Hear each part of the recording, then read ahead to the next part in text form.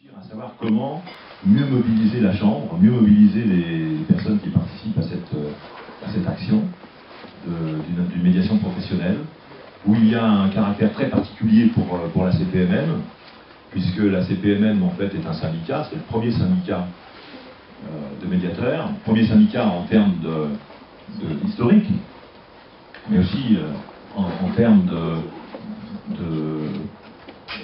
de mobilisation, puisqu'il y a une autre organisation qui s'est créée sous le statut syndical, que vous connaissez peut-être, qui s'appelle l'UPIM, Union professionnelle indépendante des médiateurs.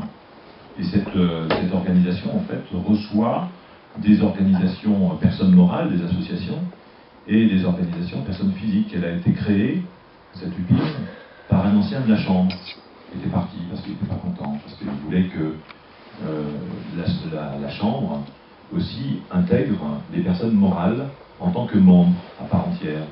Et le choix qui avait été fait par les membres de la Chambre, c'était que seules des personnes physiques pouvaient être médiateurs, et non pas des personnes morales. Vous comprenez que si une personne morale peut être reconnue en tant que médiateur, après c'est l'ouverture à tout et n'importe quoi, n'importe qui va faire de la médiation, et on ne saura pas qui fait quoi. Donc au sein de la Chambre, ça a été non. Et il y a eu cette autre structure qui s'est créée sous le même statut syndical, et qui maintenant est présidée par une personne qui a écrit le bouquin sur la médiation aux éditions Que sais-je, qui s'appelle Michel Guillaume-Ofnung. Donc ça fait un panorama comme ça qui s'enrichit. Je trouve que c'est intéressant. J'évoquais ce matin que le premier article que j'ai écrit sur la médiation, c'était en 1987. Il se trouve que c'était, je m'en suis souvenu, parce que c'était dans le coin, j'avais été interviewé par une journaliste qui m'a demandé « Mais quelle est votre particularité en tant que consultant d'entreprise ?» Je lui ai dit marquez que je m'intéresse particulièrement à la médiation. En fait, personne à l'époque, en 87, n'utilisait le mot médiation pour parler de la résolution des conflits, donc elle n'avait pas bien compris ce que c'était, et j'avais dû lui expliquer. Et puis elle avait marqué ça quand même sur l'encadré, Jean-Louis Lascaux, consultant d'entreprise qui s'intéresse particulièrement à la médiation. Et c'est en 87 que je crois que j'ai dû écrire l'article suivant 5-6 ans plus tard. Donc c'était vraiment un intérêt comme ça ponctuel. Mais ça fait son chemin, l'idée fait son chemin. Donc est-ce qu'on est aujourd'hui des conseils en résolution de conflits ou des médiateurs professionnels?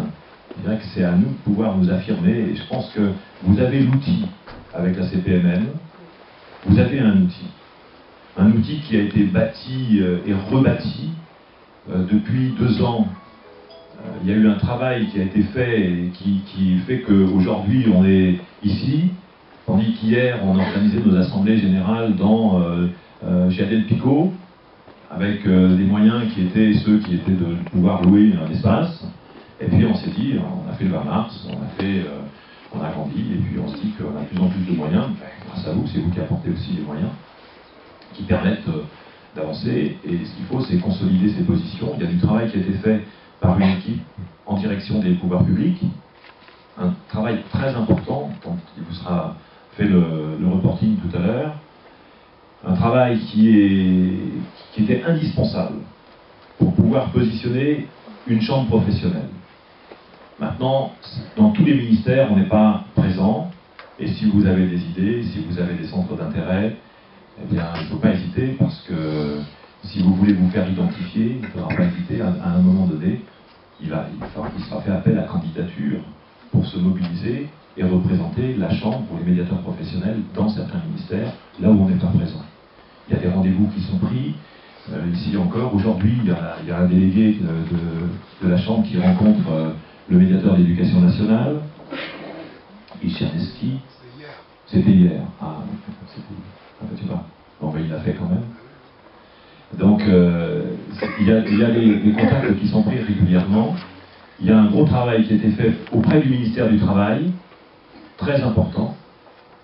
Auprès du ministère de l'Intérieur, il y a eu des choses qui sont faites, du ministère de la Justice, mais on a encore le ministère de la Santé, on a d'autres ministères, le ministère de PME, où il va y avoir des personnes qui vont s'inscrire dans ces démarches-là. Mais c'est pas parce qu'il y a une personne qui n'en fait pas d'autres. Donc c'est un travail lourd, c'est vrai que c'est un travail bénévole, mais...